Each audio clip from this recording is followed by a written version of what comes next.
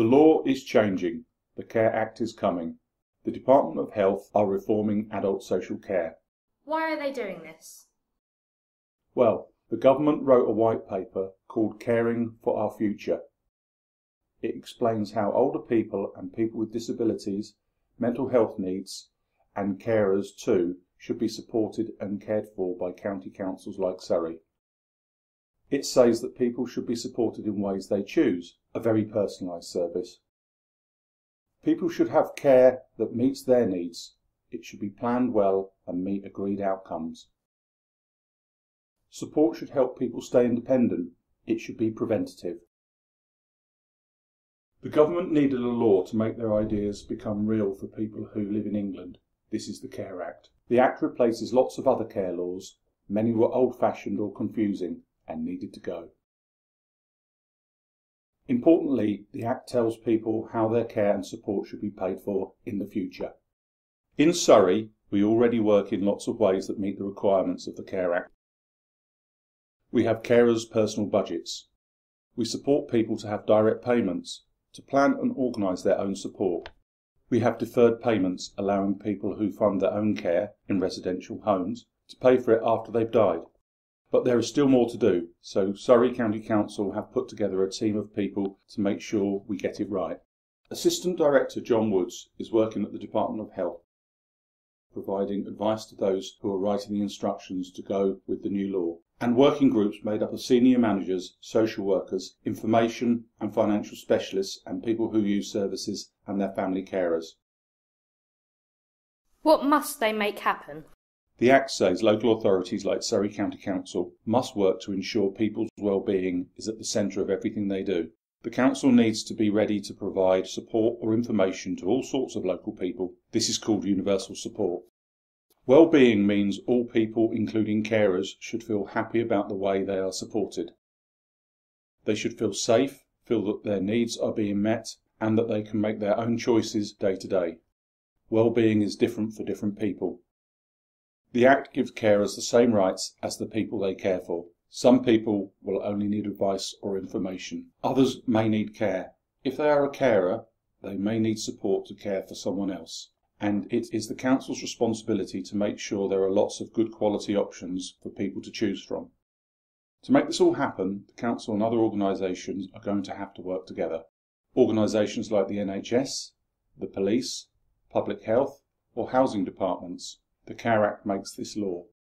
The Care Act also says the council must work with its partners to prevent, delay or reduce people and carers' needs for support. This includes better connecting people to support through their families, friends and communities. It brings in the right to an assessment for anyone, including carers, who may need support. These assessments will look at people as part of their family and their community. It will assess the person's needs for care and support and look at what support they already have. They will check how much money people have to help pay for care. Who is actually able to receive care from the council will be worked out using an eligibility criteria. Any needs a person has that have a big effect on their well-being are eligible for support. For the first time, the level of need that triggers support will be the same across the country. People will have a legal right to a personal budget and the right to choose whether they or their carer wish to receive this as a direct payment. There will be more targeted support for families and young carers. We provide services for these groups in Surrey already, but are still looking at how we can improve. People who are not entitled to financial support from Surrey, up to now, usually sort out their care themselves. The Care Act says these people can now ask the council for help to plan or make arrangements. For people living in Surrey as ordinary residents, that is, not living in care homes, who don't have their own money but do have eligible needs, the County Council can provide them with support services. The County Council must also support carers if they have eligible needs. And the new law says that if the person moves out of Surrey, the local authority where they move to must carry on providing the same level of care until they complete an assessment. This should help people to move house, maybe closer to their family, without needing to worry about losing their care. Adult social care teams will need to work closely with services for children. They will need to make sure, as children become adults, the planning is in place well in advance for a smooth transition. The teams will also support carers and parents through this process. Advocacy will be available for people at times of assessment, support planning or safeguarding when people may be at risk. Keeping people safe is going to be important, and the Surrey Safeguarding Adults Board is already very active in Surrey. We will be checking it is organised in a way that meets the rules in the Care Act. The Council, with the help of the Care Quality Commission, will have to keep an eye on big organisations that run lots of care homes, so they can be aware early on of any changes or closures to services. If this happens, the local authority has a responsibility to keep everyone receiving support safe and that one way or another their care can continue.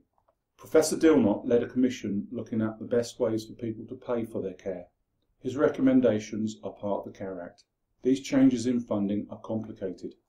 People who are not entitled to financial support from the authority will be told how much they will have to pay towards their care costs in advance. This is called the cap on care costs. After they reach the cap, the authority will pay for care and support costs to meet their eligible needs, but a person may want to pay a top-up for additional services. People living in care homes will be expected to pay for things like food, rent and electricity if they can afford it. This will not count towards their cap. Also, people who live in residential care and who also own their own home may be entitled to financial support from the authority depending on how much money someone has in savings. The Care Act is the biggest change in care law in 60 years. By 2015, most changes will be in place. At the moment, the guidance is in draft, so some of these things may change. And by 2016, the final arrangements for fundings will be ready to go.